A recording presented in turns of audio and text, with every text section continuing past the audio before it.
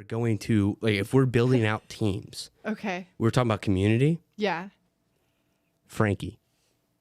Yeah. Yeah. For sure. Yeah. For sure. Yeah, I know. She's everything, frankly. Yeah, I know that we can't see everybody right now on the broadcast. So go to YouTube, watch this. We have a new producer, Zoe. Zoe. Welcome, Zoe. Yeah, you know that we love to talk about community. Yeah. Zoe is Frankie. Zoe is Frankie. Yeah. I think that I told Kelby the other day that I thought that I was an Abed Sun, a Britta Moon, and a Jeff Winger Rising. But then I realized that I might just be Dean Pelton. Yeah. You might be Dean Pelton. You might be Dean Pelton. There, yeah. Yeah, you're tough with community. Because I feel like you kind of like go into like multitudes. Yeah, you contain multiple. Walt Whitman, shout out. Leaves of grass. Exactly. You didn't think I knew that, right? I was a simpleton. Now I know. I would never think that about you, Anthony. Now I know what leaves of grass is. All right, so we were talking about Arrested Development. Yeah. I don't know. I guess I'm Bateman, probably. I think you're probably Bateman. Yeah. And I feel like that feels like a nothing burger answer. I don't think it'll sweeten the pot to let you know that I think you could also be George Michael. Yeah, I think you have fun. some George Michael in your heart and soul. Yeah, I think that's like who I want to be. I think who I really am in public is probably Bateman. Yeah. I am Job. I think I'm certainly Job. I think you have what? I think what's I'm Job, Will and one Arnett's? day I'll be Lucille. What's Will Arnett's character? Job. Oh, Job. Okay, sorry. I thought George Job, Oscar Blue. So what's the guy who does the Blue Man Group? That's Tobias. It's Tobias. Okay, I was like you don't strike me as Tobias. Okay, so Job makes a ton. Yeah, Job is. I'm an actor. But Yeah. I've never done the Blue Man Group thing. Yeah. Or what was when he was auditioning for that commercial and he was like, "There's a fire sale." For sale. Yeah. Yeah, that's pretty good actually. Yeah. Okay, so we are. How's the camera look? Good. All right. Killer. We're here. We're talking season 2. We are talking season 2. We're talking episode 2 of season 2. 2-2, if you're nasty. Yeah. And that's Adrift, which is a Michael episode. Wait, why is 2-2 nasty? I'm just being fun. Like, it's 2-2. Oh, like poo-poo? No. Oh. Or like you don't like ballerinas? I'm just being funny. You were a ballerina. They wear tutus. I did ballet for 16 years. I know. Which maybe that'll be an... Can arabesque with the best of them. See, that's a brand new word for me. Arabesque? Yeah, what does that mean? That's like you're on point on one leg and then your other leg is up. It's just like a very simple. Oh, like, is it simple? I struggle to stand on one leg right now. I mean, it could be. And there's first, second, and third arabesque, and that dictates where your arms go. So like I have like 10 questions second, about this. Third. So if you're on the same foot, it's the way your hands move. Yeah. Say 1 second. Yeah. One, so two, first three. arabesque, you're, I think, opposite your foot that's planted. Second arabesque, you're with the foot that's planted. And then third arabesque, both of your arms are out like this. Oh. Which one's harder? I mean, feel like that's just your arms. It's all the same. Oh, okay. Because I feel like it would be harder to be on the same foot. It doesn't right? affect your balance as much as I think you're imagining. Oh. Because the balance is happening in your legs already. Yeah. So your arms kind of don't do much to Yeah. Okay. Well, it sounds like I probably wouldn't have been very good. You would be anyway. It's a learned skill like anything else. Okay. I'm pretty jazzed about Adrift. Yeah. I mean, yes and no. Yes. You are such a hater. You hate every episode. You come in No, here. that's not necessarily. It's kind of true. You're like, this episode really fell short of my expectations, and every episode I have to be like, well, actually, it's kind of good because. Yeah, but isn't that like super satisfying for you? Oh yeah, that that's why I'm here. I get to start off and being like a little bit of a Grinch about it, and then at the end I'm like, you know what, Shelby, you're amazing.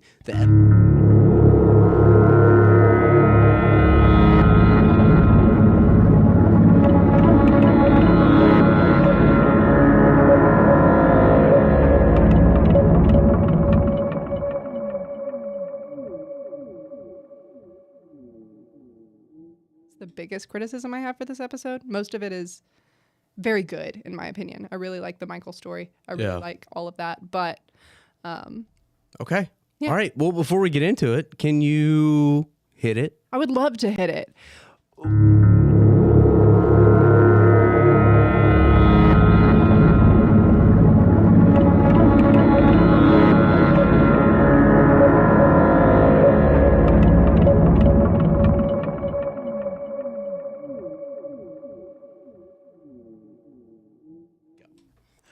We're on a plane. Yeah. We are soaring in Flight 815 over the continental U.S. It's crazy out here. You can see birds, but they're way below us because we're higher than the birds. And that's the magic of modern industry. And maybe we'll land. Maybe we'll stay up here forever, baby.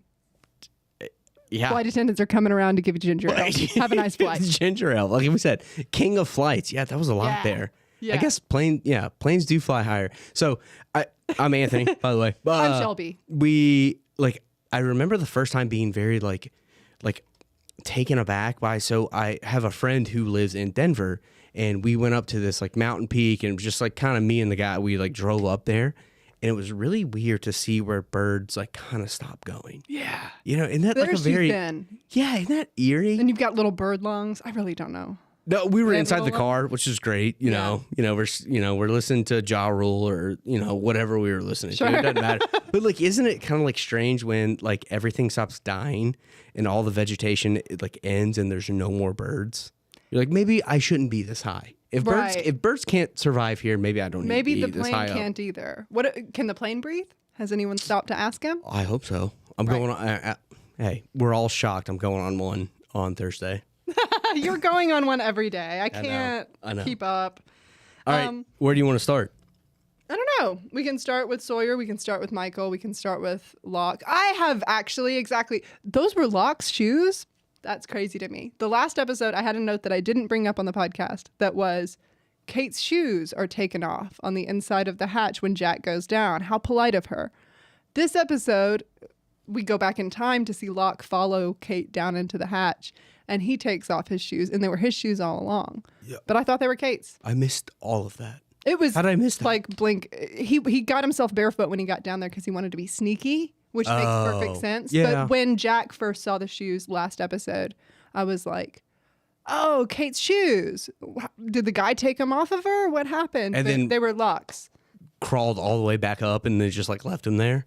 I guess. Yeah, I did. No, I'd missed all of that. Like right at the bottom of the ladder. I don't know. You know, it's funny too because like I'm in the middle of taking a bunch of notes that probably don't make sense, and in the middle of that entire sequence where Locke was like, I was like, oh, so we're going back. Yeah. And I was like writing notes. So like it's funny if I look down for 1 second, I'll miss the shoe sequence. You know what I mean? I mean, it wasn't important really, but I do like that this episode goes back both in terms of Michael directly after Walt has been taken, Michael and Sawyer directly after Walt has been taken, and Locke first venturing down after Kate into the hatch to kind of build that. I was worried you wouldn't like that because it kind of doesn't leave us as much room to move forward, but I really liked getting to see that side of it. No, I think I liked it, and I will say this because there was that one specific scene where Kate was in the air vents. Yes. And like that's sweet. Like her seeing it from a perspective like that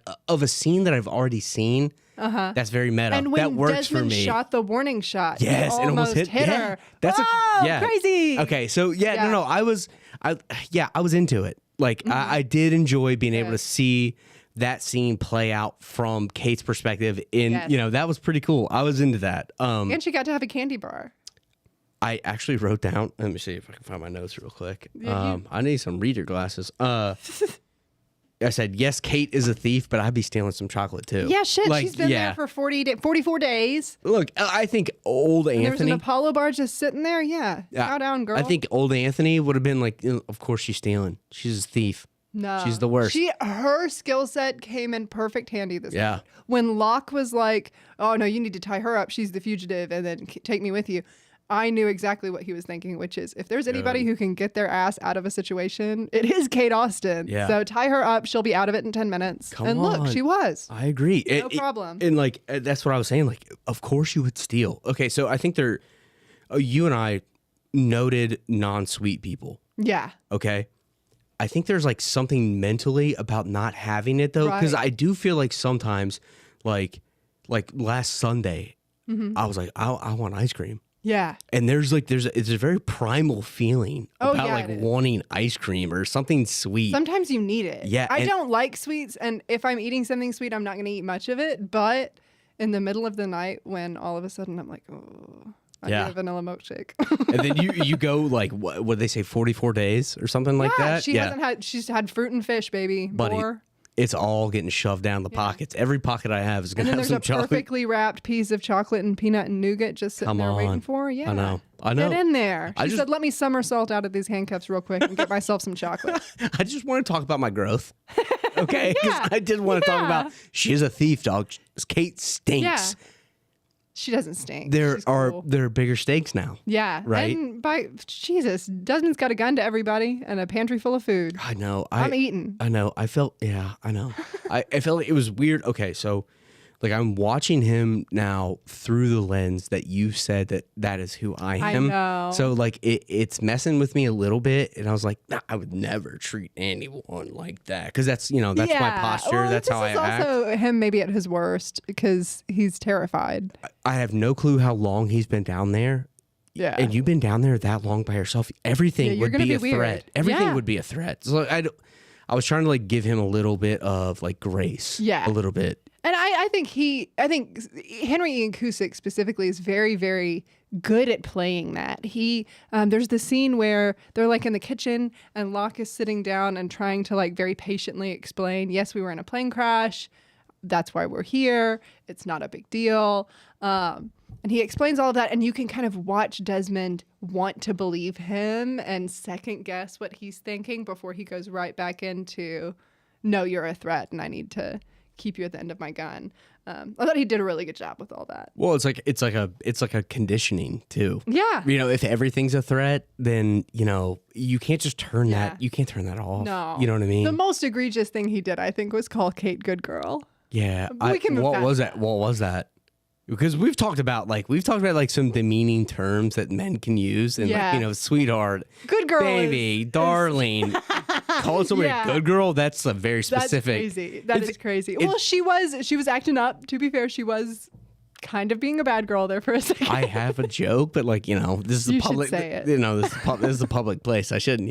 I am in favor of chaos. You should say it. Nah, there's no way. Okay. You can say it. You can say it later. No, yeah. I'll tell you off camera. It's just it's a good bit. But yeah. Speaking of egregious, what about Sawyer digging that bullet out of his shoulder with his bare, nasty, dirty fingers? What was Mikey being helpful? No. Well, what's he supposed to do? What's he supposed to rely on Mikey? Just saying. Yeah. Just saying. That whole exchange. Now you got a bullet out of your shoulder, but you will be getting sepsis. No, it's kind of a trade-off. That whole exchange just was miserable for me to watch. Really? Yeah, because what are you guys fighting? It's neither of y'all's fault. It's nobody's fault. But that's the thing. What are we doing? He's like, get off the raft. How's that helpful? No. How's that going to help helpful. you? None of what they were doing was helpful.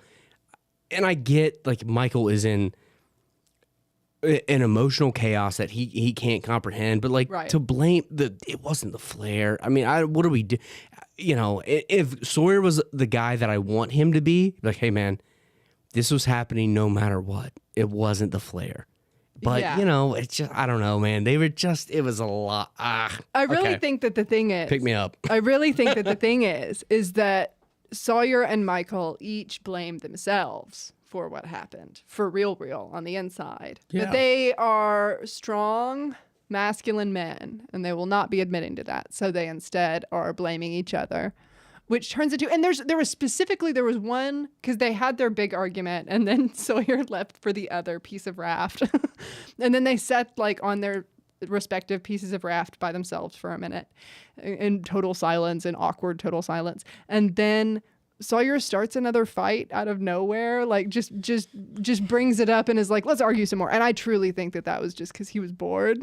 He was sick of sitting there. He needed to start something to feel alive. I get that. That's just what they do. Okay, so yeah, okay. You want to say they're two strong men? They're emotionally weak. Okay, sure. They're not. They're maybe they're physically strong. We're really the jury is still out on how physically strong they are, because Jen is physically the strongest man on the island. I'll die on that hill. Really? Dude, these are two emotionally soft men. But hang on, Jen weak. is the physically strongest man on the island. I love Jen. I don't know that I agree with that. Okay, who you going with then? Saeed. No. There's one thing that Saeed hasn't done yet that he will do, I think soon, that I'm hoping will Saeed could, I think. I don't think they would ever fight. I think they would sooner hold hands and Who? talk to each other and be friends. Saeed and Jen. Yeah, okay. But You signed me up for that. That'd be a great hypothetically, teammate. right. I think they'd be cute. But if they were to fight, I do think that Saeed would make creamed corn out of Jen. Okay. Personally. Saeed would crush Jen like a beer can. Who says said that? Jack, my friend who is watching. Jack says Saeed would crush Jen like a beer can. And he's right. Maybe. Maybe. I mean, maybe. Love them both. Okay. Don't want to see him fight. Jen doesn't drink beer because he's in a cutting phase. That's how physically fit he is right now. I don't know. Okay. Saeed Look, kicking his ass. You and Jack teamed up on me, so I'm trying to come up with something. Sure. Yeah. And I mean, think Saeed's the guy, right? Saeed's He's the one you don't want to cross. No. I mean, I do agree with that. He'll kick your ass. But it's just Michael and But out of the three of them, probably Jen. yeah, Michael and Sawyer fighting on it. I was like, hey man, this is the toxic masculinity definition gets blurred sometimes, and But that sometimes was I their don't. whole That was interaction it, right? This episode was just. Yeah, I don't know the definition of it, but I know it when I see it. I know it. I know when I see it. That's what it felt like. It looked. I was like, God. So you guys are just gonna die out here, Yeah. because of just for whatever. It just seemed crazy. It was just hard to watch, man. It was hard to watch. Are you laughing at me or are you laughing at the I'm chat? laughing at my notes. Because once again, I'm just bad at fucking taking them. I've got Sawyer calling for Jen, frowny face. Yeah, That was sad. I wrote, but Jen was They've lost their saying friend. Jen was saying Michael and Sawyer in English because I have the subtitles on. Yeah. So he was like screaming their Well, name. those are their names. Yeah, I know, I know. But I thought, okay. No, he was mostly. I have the translation for what Jen was saying when they got to the beach in Korean, and then at the end he was like, "They're not understanding me. Of course they don't speak Korean. Others, it's the others. But what he was saying in Korean was, "Don't come this way. Don't come this way. You can't be here. Don't come this way. You have to go back. Listen." Okay. Yeah, all that. I was just tracking that. That he said Michael and Sawyer in English. He has known them for a while, right? The language barrier doesn't change anybody's name. Right. But he hadn't said it yet. I was just like, that's the first time he's really said anybody on the I think islands. he said Michael before. I don't know. Maybe not. Maybe he's just been like those guys over there. Yeah. They're mean to me because they were mean to him for a while. They were. Also, Make Your Own Music has been stuck in my head for an entire week. It's a great song. It's Nobody can tell ya. no, I'm saying it might be worse now. Oh, go to hell. No, I'm not saying it's bad. I'm just like it's very specific. Now, like what you were saying with being an iconic scene and whenever you hear that song, it takes you back to that place. It has like lived rent free in my head for a week now. Yeah. Think about it. You've got to make your own kind of music. And hey, you've got to sing your own special song. Are the special song that says that? Yeah. Oh dang. I didn't know that. Well, you said it's been stuck in your head for weeks. I figured you knew the words to the chorus. Just the melody, Sure. Not everything. I'm not gonna like sit down and go through the lyrics or anything, but that's not gonna be my next karaoke song. But I've been thinking about it. It could be. Also, I was talking about making your own music. That could be a little bit of a selfish behavior, which your boy was like, she's a criminal. Get her. Yeah. John, sorry. I pointed at Zoe. Confused. That's Sure. my fault. I pointed at Zoe. I did not mean Zoe's to. not a criminal. No, she's not. Notably. No, a saint maybe, but no. No Right. criminal. Right. Yeah. Right. I do think that Locke doing all of that was because he knew Kate could escape.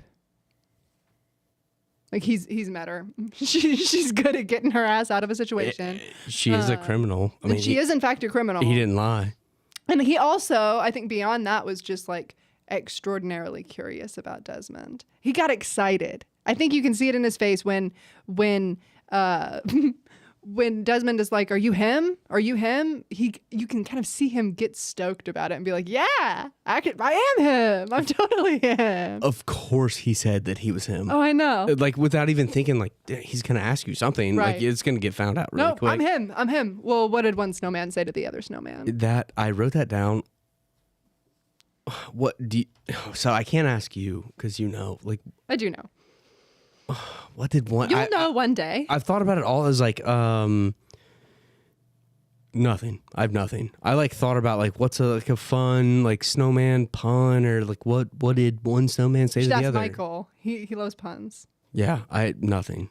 Well, I was just seeing like we'll get there. I was seeing like another like You'll find out what it means when Mr. Krabs shows up. Pearl's dad? Yeah. Who? Him. I love that that's your... The franchisee?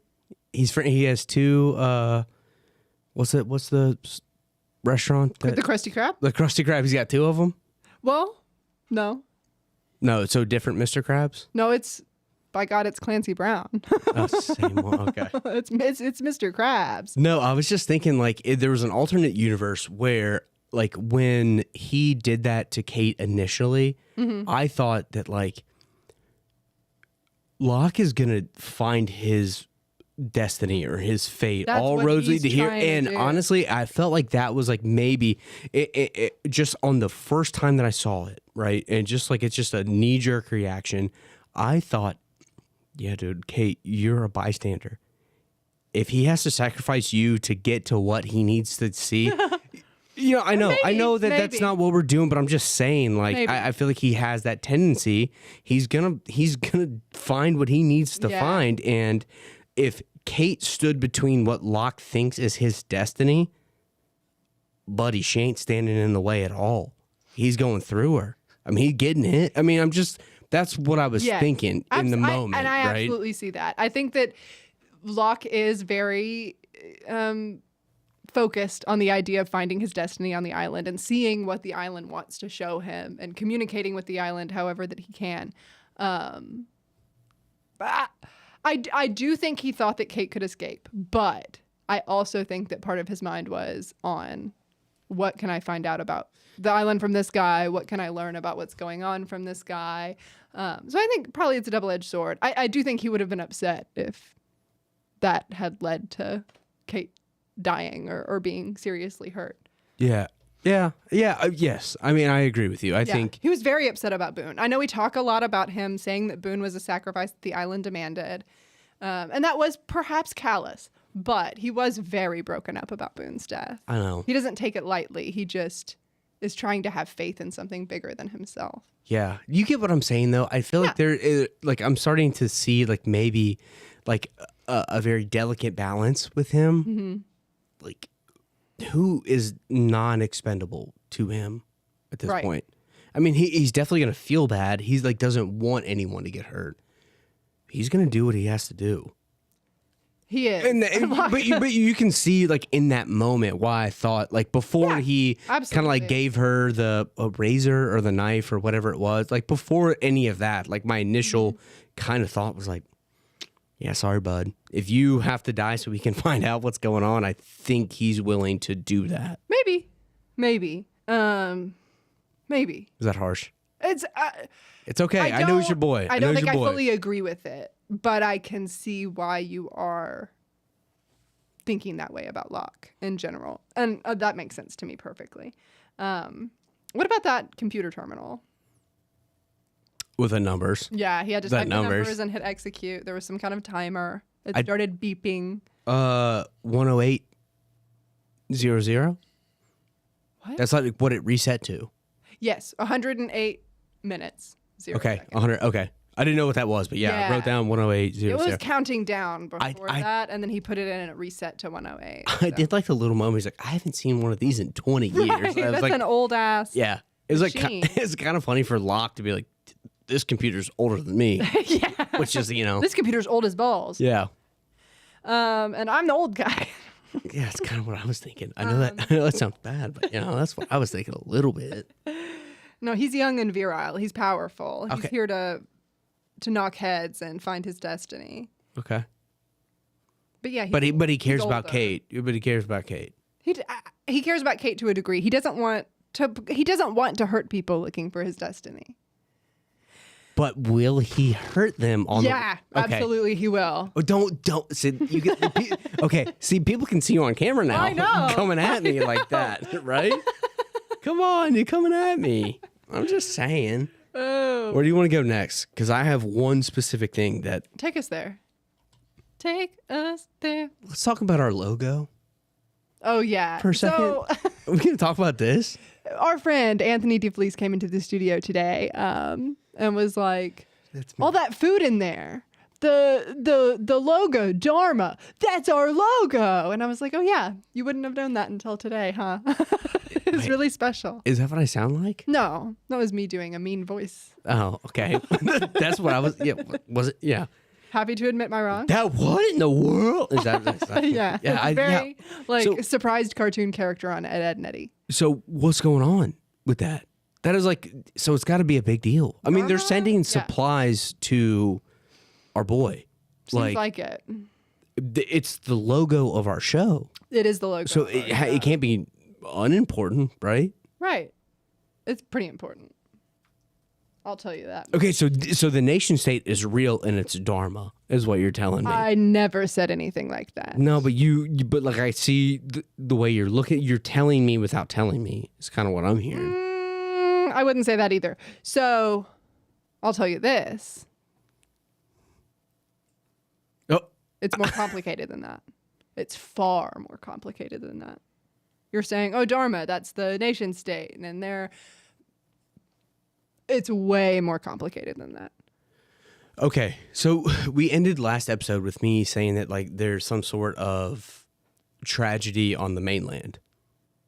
Yeah. Is Dharma setting up like Did you notice, a new though? society or something? Is that what's happening? Who could say? Did you notice, though, Who could say? Who could say? that Desmond had the same thought that you did, right? He was talking to Locke in this episode, and he was like, the real world is still out there. Yeah. And Locke was like, yeah. Oh, so I am onto something. So you are Desmond. Come on. Yeah. I mean, I'm just saying, like, You're onto something as much as Desmond is onto something. Okay. And I don't know how onto anything Desmond is. He's crazy Okay. in that bunker, but okay. He kind of goes in and out of. Is he naturally Australian? he is Scottish. Okay, Scott. He is, in fact, Scottish. Okay. And so is Henry Ian Cusick, who plays him. It felt like sometimes he goes in and out, but he doesn't say a whole lot. I think it's a pretty. I think it might, and I don't know enough about specific dialects in that region to answer this super well. But I think that he is maybe from like a specific part of Scotland that maybe sounds a little bit different from like the standard, I gotcha. Edinburgh Yeah. Scottish that you would normally hear. But I don't know that that's true. And also, Sometimes I just have to talk out of my ass for a second. well, it's a show made for TV, so it is. you do. It is, in fact, a show made for television. You have to be like understandable. You Yeah. can't be like fully, that authentic to where nobody can understand what you're saying. Yeah. Especially in probably this era, like it wasn't super easy. People weren't as used to hitting, closed captioning on their Right. TVs. Like now, I can't really do anything I without love it. a subtitle. I do too. I can't hear you unless the subtitles are on. Yeah, I went to Fantastic Four yesterday. How Like, was that? It was good. It was just a good time. I mean, it's fine. Seems underwhelming. It's almost exactly the feeling Yeah. that I had leaving. It Yeah. wasn't bad. I didn't hate it. How was Galactus portrayed? Um, Was he cool? yeah, like distant. Maybe if I could pick a certain Okay. word, like distant. Like you don't really understand like what he is or what he's doing. Also, That's perhaps good for Galactus. his like ship is it gets a ton of screen time, and it's very hard to comprehend like how he fits into the ship, how that's a ship at all. I was very confused with a lot Okay. of that, Just curious. Yeah. I might see. I still haven't seen Superman though. That so was I'm, like, fine. You behind. just wait. That's what I would say. Just wait. Yeah. You see it when you see it. I'm patient. Maybe.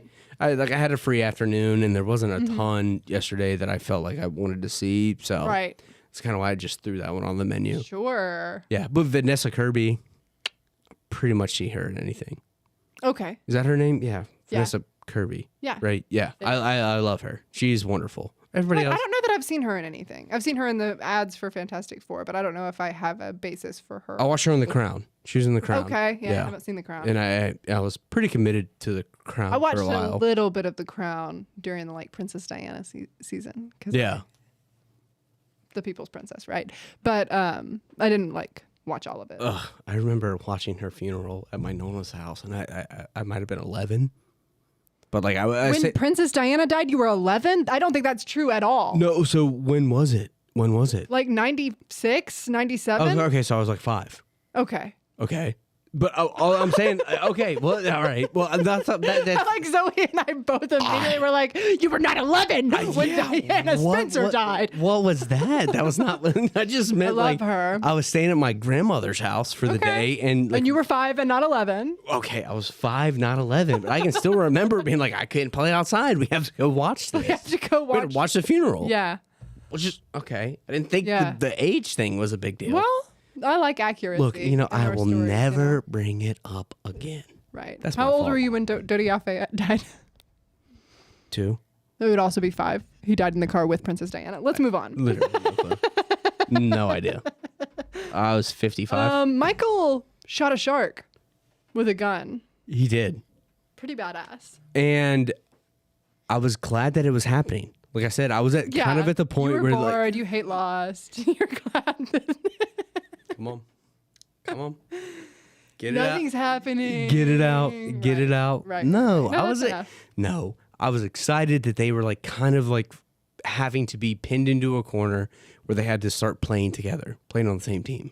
Yeah. And that And I liked the way that they came together at the end when they found the pontoon and they made up enough to work together to bypass the shark to get to the pontoon, and then slept together. Well, separately slept on the pontoon, and then woke up and Michael was crying and talking about it being his fault. And Sawyer was a little bit, he wasn't very good at it, but he was a little bit comforting to him. he was tried. close. And I actually wrote down that that was like maybe the most powerful little like 5-minute sequence in the like with the goodbye in the park. Like all of that was so good. Yes. And then they immediately And then go it into cutting him from him crying, watching his son walk away at like 2-3 years old or whatever, and then him sitting on the pontoon crying. Yeah. Now that his son's being taken away at 10 or however old. I know. Yeah.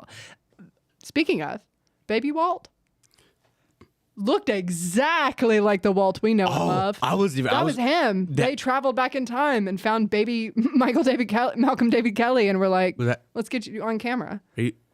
No, they didn't time travel. They didn't do that to get to the child actor version of their already child actor. Damn it. It could be. Let me see if they've got any wrote information down about that little boy, because I would not be surprised if it was like Malcolm David Kelly's sibling or something. No, I wrote down baby Walt, cutest thing ever. He so was adorable. I was going to say get out of my brain, and then I believed you for a second, and then now it's all on camera. So thanks for nothing. I don't know why you believe me for a second. Okay, but you have told me over and over about what's the actor's name who plays Michael? Harold Perrineau. Yes. Love and him. I feel like I've heard, I respect, like, but I haven't seen. Oh, buddy, he did it. I was about to say, I thought it. you meant in this episode. No. I'm saying you have told me that over and over. Like, this guy eats. Like, you love his so other good. projects. Yes. I think I'm saying I've heard you say that you have a high respect level for him. I respect what you say. I haven't seen it. Yeah. This episode, he blows it out of the water. And I'm about to blow it out of the water further, because there was a lot of development issue and production issue with this episode. And I'm going to tell you what I know from what I've read. Obviously, I was not there, but there was some drama. Originally, this episode, the second episode of season 2, the episode where Michael and Sawyer are adrift on pieces of the raft in the ocean, it was originally going to be a Sawyer episode. And they shot it as a Sawyer episode, I think almost fully. And Harold Perrineau came up to the writers, and there wasn't much happening with Michael for most of this episode. It was very, very focused on Sawyer and Sawyer's flashbacks, which I don't remember what they were supposed to be. They might be the flashbacks from the next Sawyer episode, or they may be flashbacks that were abandoned. I don't know. But Harold Perrineau went to the writers and he was like, hey, do you think we could have a scene or add some lines to a scene where Michael talks about Walt? Because Walt just got kidnapped, and I feel like there's no focus on that. And this dad is suddenly without his kid, and it just doesn't make sense to me. And reading that, I've not read the original script. I don't know if it's out there. I cannot imagine this episode not having a focus on Michael being without his son. I cannot imagine it. And the writers, according to Harold Perrineau, were kind of upset with him for stepping to them or going out of his way to be not an actor and talk to the writers and all of that. There was some kind of drama power struggle there. And so very last minute, they were like, okay, we're rewriting the whole episode to be a Michael episode. And you're going to have 20 hours to film these flashbacks. Yeah. And so he said he worked, like they had to shoot all the flashbacks to rewrite the episode to be a Michael episode within a weekend or something like that, like 3 days of work. And so he said, Harold Perrineau, that he did like 15-hour days. And he was like, he knew that they wanted him to not do a good job. That's why they scheduled him this way, so that they could just make it a Sawyer episode again. Back him into a corner. Yeah. Ugh. But he ate, served, and slayed. Yeah. Blew it out of the water. Every single flashback in this episode is captivating because you can see Michael's pain and the idea of his son being taken away from him. We would not have this episode the way it is if it were not for Harold Perrineau stepping up and being like, we need to focus on this father who has lost his son. And I love that. Yeah. I do love that. Yeah. I mean, like, we could end the episode right now, but like everything that you just said fully kind of fits maybe what I was thinking. Yeah. And maybe the first one that I want to start with is like, this does not seem like there was any maybe structure built around making it a Sawyer episode. Right. How does that make sense? I don't know. And I don't know what the flashbacks would have been. I'm trying to remember what the next Sawyer episode flashbacks are, and I think I know, but I don't know how they would make that work. So I guess it would have been flashbacks that we don't know about that didn't end up getting used at all. No, that's a call sheet issue. Like we gotta make sure that Sawyer's getting his time. And the second thing is, like, I have not done a ton of film stuff, so I guess I don't know if this is a question or like, because he like can present a not problem, but like maybe like an issue with script. Mm-hmm. Does it always kind of seem like it comes off as like, hey, I want more screen time. This needs to be a Michael episode. That was Does that make exactly sense? the issue. I think that Harold Perrineau was concerned about his character not fitting the way he was in season 1, which was a very devoted father who was trying his best to be a good dad, but very new to it. Well, he's going to one of the biggest I mean, like, of course, like them being lost on the island is an insanely big challenge. Up, yeah. And then like if you look at it, Claire having a child on the island it's number one. You can say whatever you want. That's the biggest challenge. Second is him trying to figure out how to be a dad for the first time. Yeah. Like he is dealing with one of the big, I didn't mean to interrupt you. I'm sorry. But you're absolutely right. You're already surviving a crazy circumstance and also learning to be a dad for the first time and getting to know your kid as a human being and not like not that toddlers aren't human beings, but they don't have the personalities that a child with opinions does. You know what I mean? They might be tougher. I mean, yeah. I mean, it's going to be tougher to connect with a 10-year-old than it is with a 2-year-old because a 10-year-old has complex thoughts about things and context for stuff and understands that there had been a lot of time where he did not know you and doesn't know why because no one was honest with him about that, of course. It's crazy. And now that kid is gone and we're going to focus on Sawyer. And I love Sawyer. That's what I'm saying. But hello? No, it needs to be about Michael. This episode had to be about Michael. And Harold Perrineau was exactly right in bringing that up. But I think that the writers were kind of like, oh, this guy wants more screen time. I know. And tried to kind of sabotage him from what I've read and from what I think Harold Perrineau was on a podcast where he talked about this. And I don't remember which one. Sorry. See. And then he blew it out of the water. He did a kick-ass job. He kills it in this episode. I think he always kills it, but he kills it in this episode.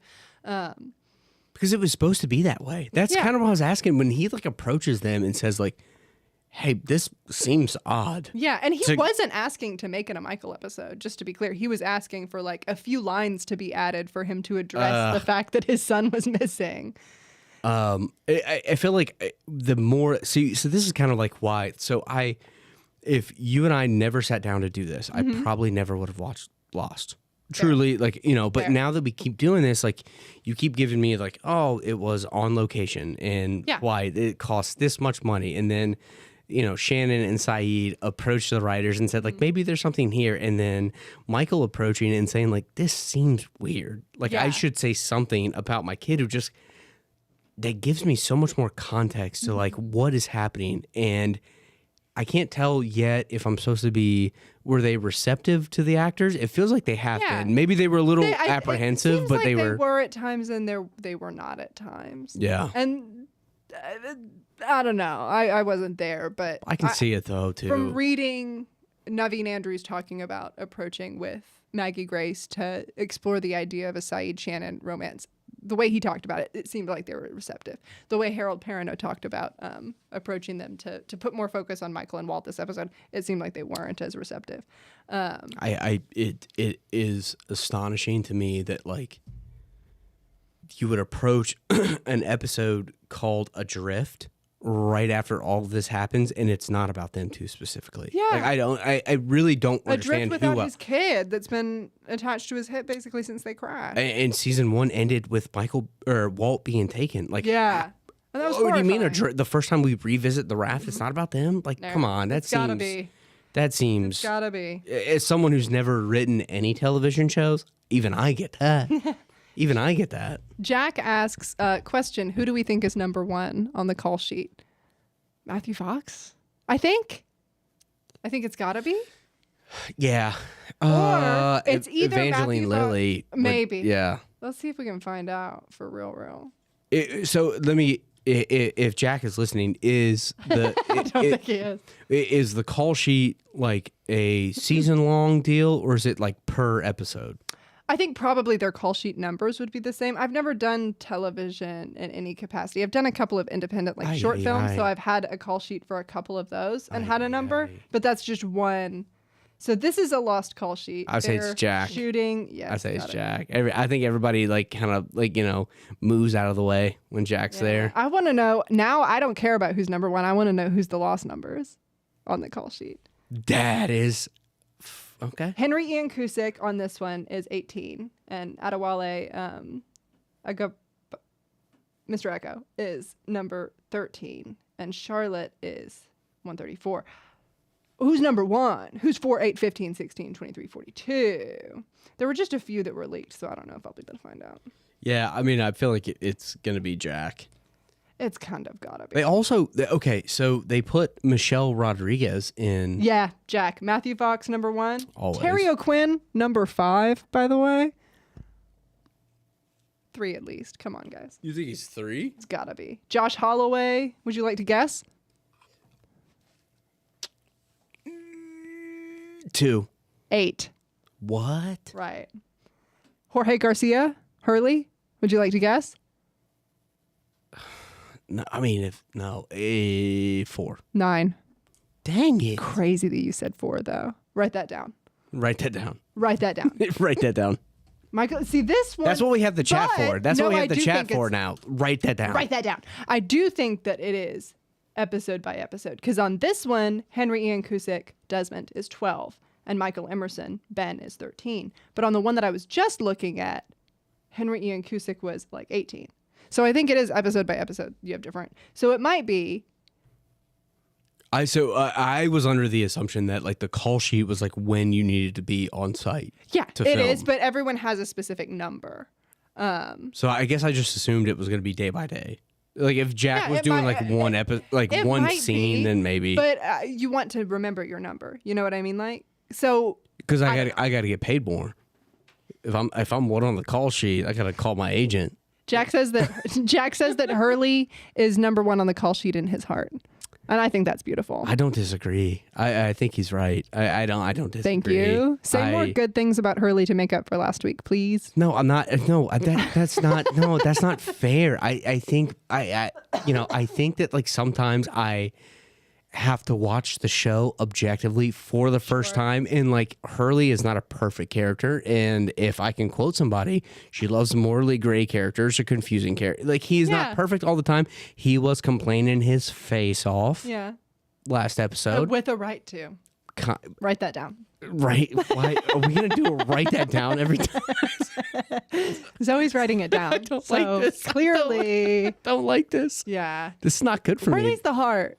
Hurley's the heart. And they needed that golf course. It's right now, Locke is the heart of the show.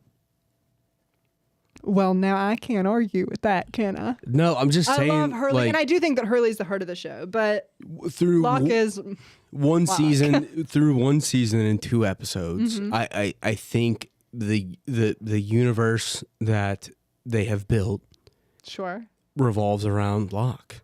Yeah. Like I just think. I mean, I know has a that special connection to the island. Yeah. I think that you can't really ignore or overstate. I can't tell if you're happy or mad at me for saying that. No, I think you're right. I'm kind of caught up in like the idea of what it means to be the heart of the show, because I do think that Locke is probably the most important character on the show if you're looking at it from the angle of the island's mysteries. But I think of Hurley as the heart of the show because of his heart, his big heart. Yeah. Yeah. Okay, so if you're me and you're looking at it through like maybe my lens, yeah, like Hurley hasn't gotten a lot of things. Like I know the numbers literally are becoming more and more important with each episode. Like it's literally all we're talking about. So I know that it's tied back to Hurley, maybe, but I think like maybe my little pea brain can't comprehend the fact like he's not on screen as much. That's true. And characters are not moving around. Are the numbers, let me ask you a question. Are the numbers about Hurley, or is Hurley just the person who happened to hear the numbers? With the tone that you just asked me that, he was the one who heard the numbers. They're not about him. Did I have a cruel tone? No, it wasn't. No. I was just using context clues, like influx. You know, I was trying to like manipulate. Hear the sound. Don't. You can't be investigating me. No. Because then you'll figure out all of the big secrets. No, I'm just saying. By psychoanalyzing me during our podcast. No, you signed me up for like everybody moving around Hurley. Him being like kind of the center of the universe, but like he's now, the most important character of the show. I never said that he was the main character. Okay. We're about to have a Hurley episode here in a minute. Okay. So maybe we'll have more Hurley then. Yeah, get me there. I would love that. Can take you there. Love seeing Michael's ex-wife though. She is so good. And like I said, I love Altered Carbon. I don't know if anybody's listening live who's ever watched that. Like, she's in that. It's like one of my favorite shows. She's great, man. She's so very character. deadpan. Very. She's nice though. She's good. This is Anthony. He would like everyone to know to watch Tamara Taylor on Altered Carbon. Yeah. Yeah. 100%. Sign me up. Don't watch season 2. Season 1 is just season 1. I get that. She makes me, as Susan, she makes me so deeply and ferally angry that I kind of can't focus on anything else. Yeah. I'd love to see her in something else so that I can be a proper judge of her acting, because she is, and maybe that is the perfect, because every time she's on screen, I'm barking like a dog. Yeah. Get away from him. I know. Let him see his son. I get it. I mean, I get it. I feel like there were, and this is not going to like reflect great on me, but like we're just being honest. We're talking about TV characters. Yeah, I thought she had some good points, man. You did this last time. You haven't been around in a while, bud. Whose fault is that?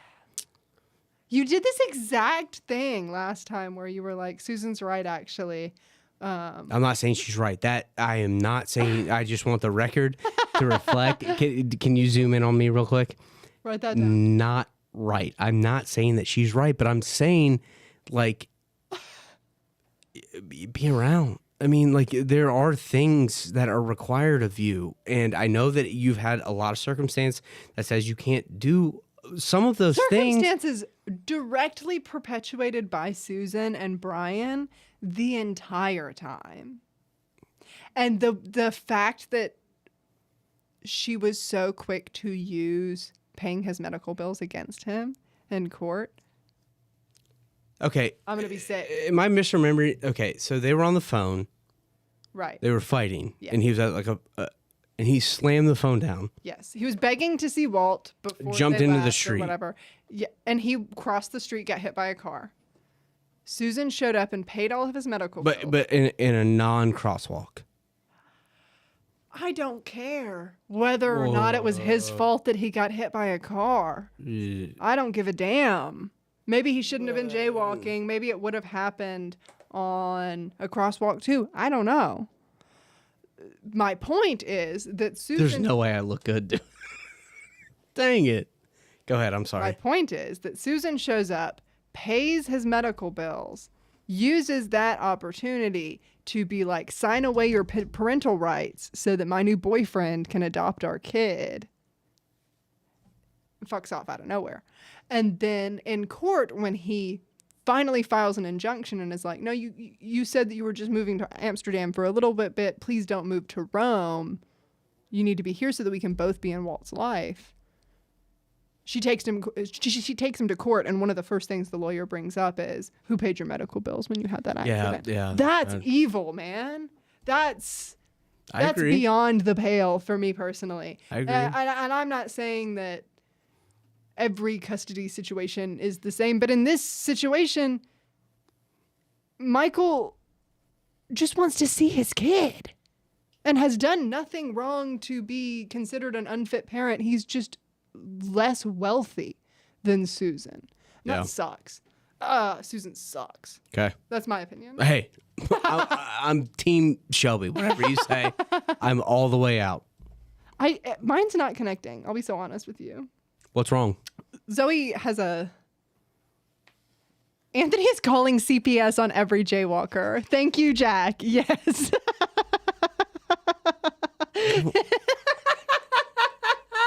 That's extremely good. But you've told me so many nice things about Jack. It seems like Jack is very nice. Jack is also on the money here. Doesn't like me at all. You know?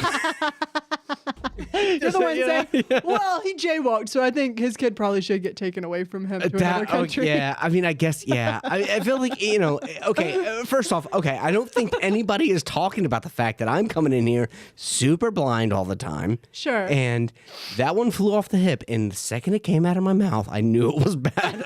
You did. You were like, I don't look good right now. I could kind of hear it as it was happening, and I looked at you and I was like, hey. Wow. Pick me up. Say something. I think I just did a whole thing about jaywalking makes him an unfit dad. My bad. Yeah. Pick me up. Yeah. Sometimes you say stuff you don't mean to. That's my fault, But Jack, please. I'm doing okay. Give me something. Oh. Desmond asks. That was the fakest awe I've ever heard. Oh my gosh. I'm not calling CPS on jaywalkers. That's you, baby. What if they need to hear? Jack says, he says, I love Anthony. His hot takes are delightful, even when he's definitely wrong. Haha. Yeah, that happens a lot. Correct. So you're loved. It does happen a lot, though. You're loved. It does happen a lot. And maybe the strongest love is being called out when you say that people who jaywalk should get their kids taken away.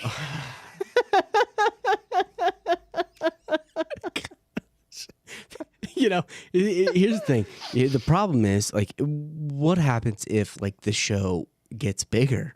Then we have, like, people who clip the show. I don't think it'll happen. That one's going I'm going to be so honest with you. We're making a podcast about a 20-year-old television program. Yeah, that has a massive fan base. Clip that. That has a massive... What if that gets clipped? Mods, ban that guy. That's what Zoe's for. Yeah, that's right. Zoe's here to party. Kick him out of the chat. Don't kick Jack out of the chat. Actually, I don't know. Don't kick Jack out of the chat. I don't know if we have that button. I don't know anything about YouTube. I'll be perfectly honest with you. Desmond asks Locke. Are you him? He did ask that. He also asked. Sorry. I'm so sorry. I didn't mean to interrupt you. I'm so sorry. No, you're so okay. He also asked how many are sick. Russo style. Yeah. Russo style. Russo has some thoughts about people getting sick on the island. So does Desmond. So do we. It does not seem like Russo and Desmond know each other, at least at this point. I don't think that they do. Okay. So is Dharma getting people sick? Who could say? How could they both know? Right. If they don't know each other. Then I think people are getting sick. If they both think that. I think people are getting sick. And we're in this scenario, we'll commit that Desmond does not know Russo. Theoretically. Dharma's involved. Dharma's getting Dharma. What do you think about Dharma? Tell me what Dharma is. It's the logo to our show. Tell me. Really. True. Tell me what Dharma might be. Okay, so I don't know. It's weird because like I do have the propensity to like fly off the hip and come up with these like crazy scenarios, right? And but I think the part that I'm learning is when I do kind of do a big one, I can get like I can fall into the trap of like committing to that big one, and I'm still committed that like maybe something's going on in the rest of the world, and Dharma is like using this island as like a test island, or like this is how we repopulate the world, or maybe there's some sort of thing going on with everybody else, and Dharma is like setting up shop here. I don't know, right? And I don't know if that makes sense, but like I'm committed to maybe I can see that. Something's going off on mainland, and Dharma is behind all of it. They're the nation state. This is actually a really good take by me. Nation state's real. Okay. It's Dharma. Okay. I'll accept it for now. No. I mean, no. Who could say? I'm just saying, I think Dharma's behind something. I mean, certainly. So I wrote down they are sending supplies or have sent, so they know where he is at. I don't think that these are all brand new supplies, maybe. No. I'm sorry, like way old supplies. Yeah. I think they're being sent in real time to some certain extent. I don't know if that's 3 years, 5 years, 10 years. I have no idea. But like, some of these things like it seemed like it was mostly non-perishables, but there were some stuff that would at the very least go stale. Longer. So my thought was there were some things that I saw that were longer than Russo had been there. Okay. And so something's getting sent to the island. Why are they? So they know. So Dharma knows about the island. Dharma's aware of the island. Kind of what I'm thinking. There can't be that much technology set up with someone who does not know the island exists. Like, how do you set up all of that? Yeah, how do you on accident? Like just with what with what you had on the plane. Somebody put that there. Sure. Somebody knows about the island. I guess I'm starting to think it's like Dharma. Okay. I'm going to ask you another question. Unrelated, but tangentially linked. What is tangent? Kinda. Okay. Kinda. Sorta. I just didn't want people to know I'm stupid. Nebulously. I didn't know what that meant. You're not. I'm not smart. You are. Who is him that Desmond was asking about? Who might him be? Who is he waiting for? Or who did he think Locke was? Some sort of Dharma agent, the snowman. The snowman. The snowman. The snowman. Well, it's also, there's kind of like two references. There's the snowman and the polar bear. Are those linked?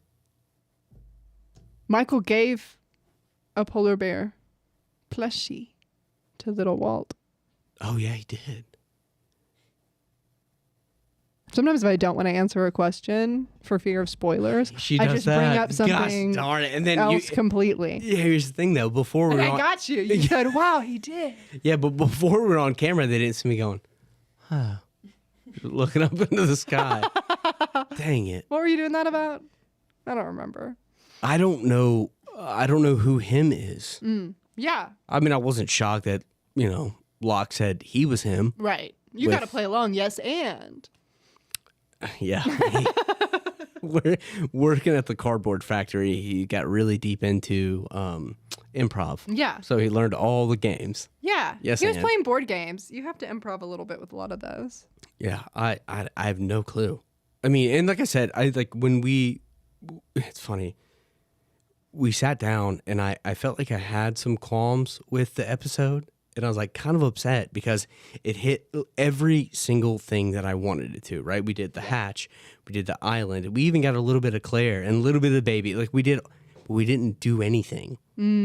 But we got so much information that like I'm learning how that is a good episode, if that makes any sense. Yeah, you've got pieces that you can start to put together. Yeah. Joe says in the Google summary about Dharma, the idea as a concept rather than the logo. Oh, so like a real word. Yes. Yes. Okay. I think it's a tenet, and just because I don't like to be stupid either. It's one or the other, ain't it? Okay, it's both. It's both. I was going to say it's a tenet of either Hinduism or Buddhism. Turns out both of them. But it is, in a broad sense, Joe says, in a broad sense, it signifies the cosmic order and a person's duty or purpose in life, which I think is very lost. Yeah, it feels like the synopsis of the whole show. Right. Right? And that's like kind of what everybody's doing. Like, like everybody has their own purpose. Like everybody is, it's like, and I think maybe sometimes, like I know we're getting up to it, but like maybe sometimes I get a little confused is this entire island is so singularly focused on like what they're doing. Mm-hmm. And I'm like, why don't we work together? But like maybe Dharma is like reminding me like, hey man, everybody's got their own things. Yeah. Everybody's kind of doing their own stuff right here. And it's all important. It's all your specific duty. Jen's duty is not the same as Kate's duty, is not the same as Shannon's duty. No. Everyone has their own specific purpose. And I think sometimes it's like easier for me to sit here in a studio with you and talk about the show. And then if I'm on an island, like, yeah, I might turn into Sawyer. I don't know who I'm going to be in that scenario. You know what I mean? Right. Like I'm looking at it like, oh, they should have some perspective. I don't know if I would either, though. Sometimes the thing with me, sometimes I'm extraordinarily good under pressure. Sometimes a crisis hits and I'm with it. Let's take action. And then sometimes I cut my finger peeling sweet potatoes and pass out on my kitchen floor. You can't. Is that a true story? Perhaps. Jack was there and helped me. I'm so sorry to hear that. No, it's sometimes I'm great under pressure and sometimes I'm not at all. Yeah. I was not bleeding too much or anything. It was just that I saw the blood and said, "Oh." Oh, really? Yeah. Do you throw up when you see other people throw up? I don't throw up when I see other people throw up. I might get a little bit, but I'm not gonna. It won't be to completion. That is not safe for work. To completion throw up. I might gag a little, but there's not gonna be a vomit. Yeah, not to completion. Not an upchuck, as such. And then with blood, I'm normally fine. Yeah. Almost 100% other people's blood, I'm fine. My blood. Yeah. I get upset. That's supposed to be in me. What are you doing out there? I don't. Yeah. Yeah. I see. Yeah. I'm not so bad with blood. Like I will say this. Like this is. And I'm fine with like something little, but this was like I cut my finger right here and like cut into the fingernail, and there was a lot of right here. I cut into the fingernail, and there was a lot of blood, and it wasn't horrible, but it was not good. I said, "Ooh." There you go. Yeah. I'm like, okay, so if I see other people cry, I will cry. Oh, me too. Instantly.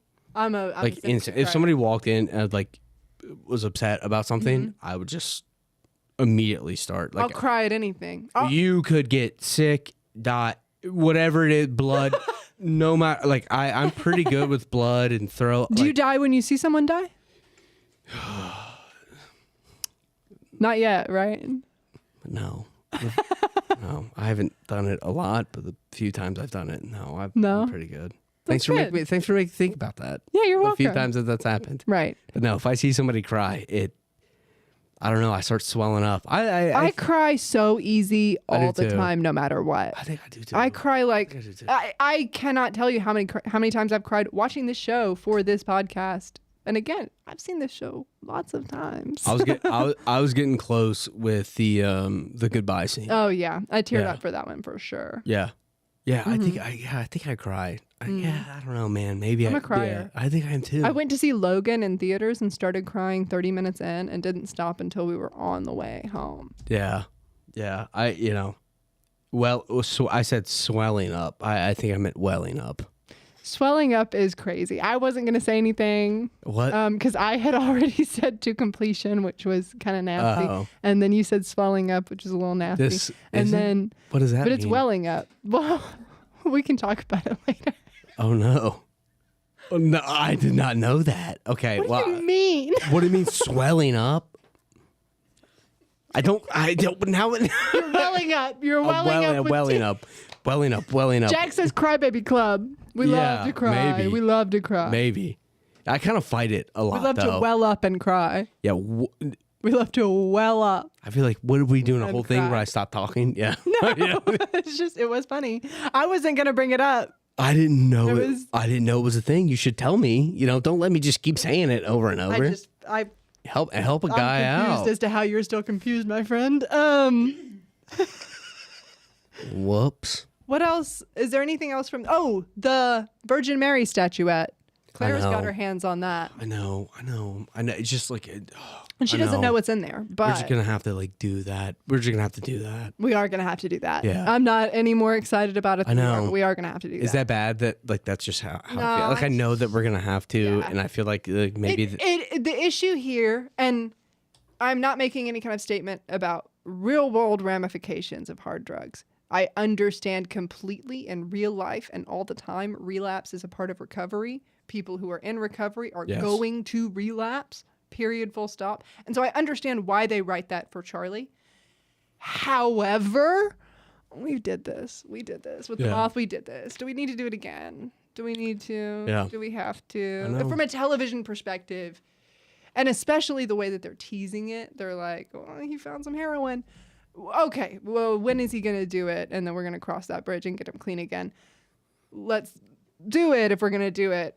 I know. I don't know. I know. It's like it could not be any more of like a massively important thing. Yeah. That, like people that we know personally that Yeah. it's a big deal. It's super important. It's just that like I'm concerned about the polar bear.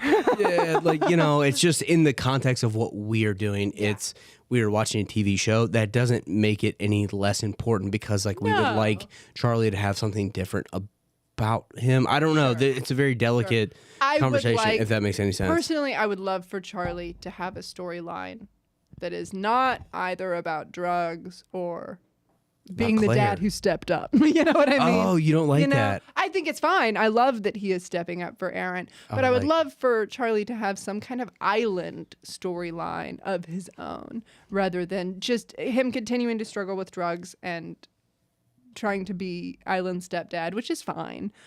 I would like for him to be doing something else. That's kind of interesting. Get him in the woods with Rousseau. Let them go on an adventure or something. No, that's We need something. No, I think See, And we will have something, but it won't be for a little while. see, that was another a Shelby head drop right there. Because like I think you're right. Like his and I think maybe when we first started talking about it, like Charlie's character and his story is so dependent on other things or Yes. outside factors or people. Yes.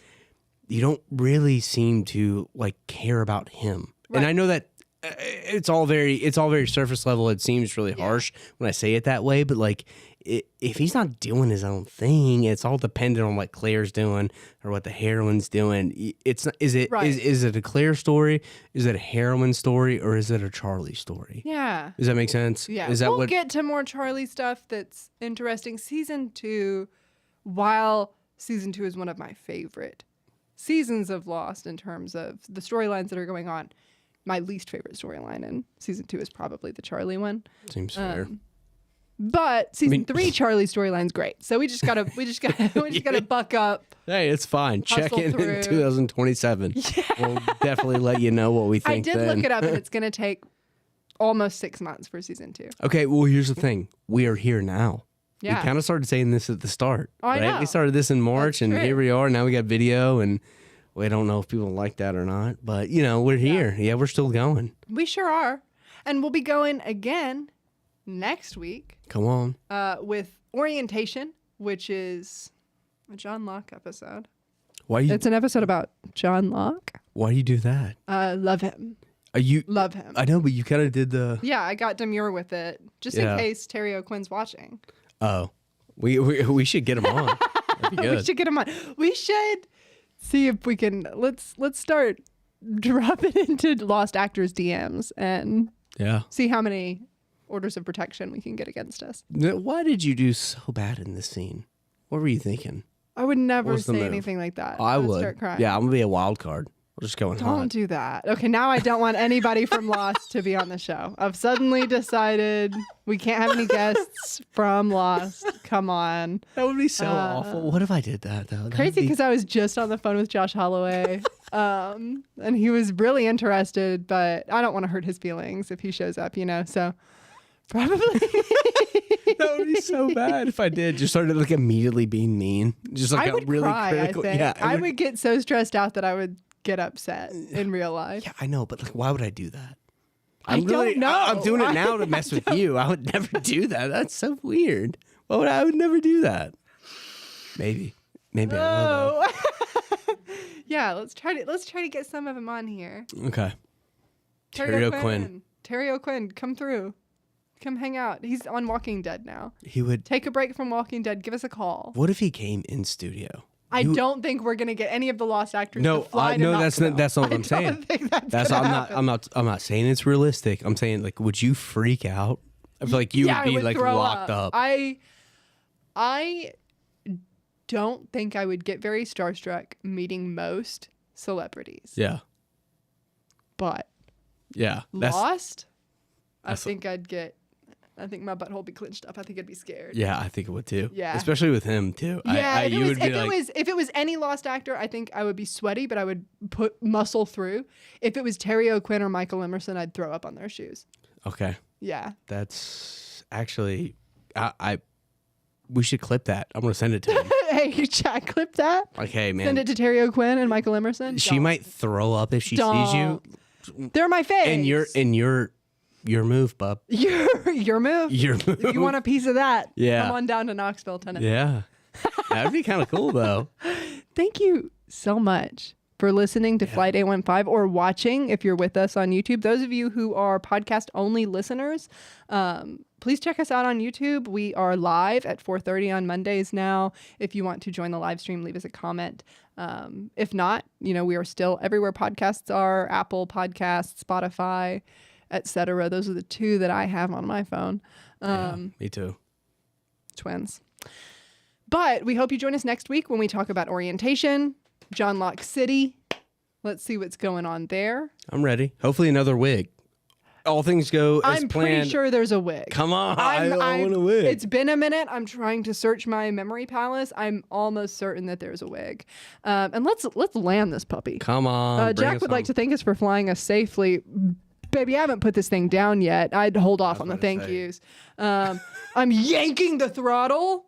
We're nosediving toward the tarmac, but right at the end, I yank up. We straighten out perfectly. This is my favorite part. The wheels come out. We slide home. I'm flying in like 2 days. Yeah, I know. It's so scary. Thank you for listening. I'm Anthony. Thank you for listening. I'm Shelby. We'll see you next week.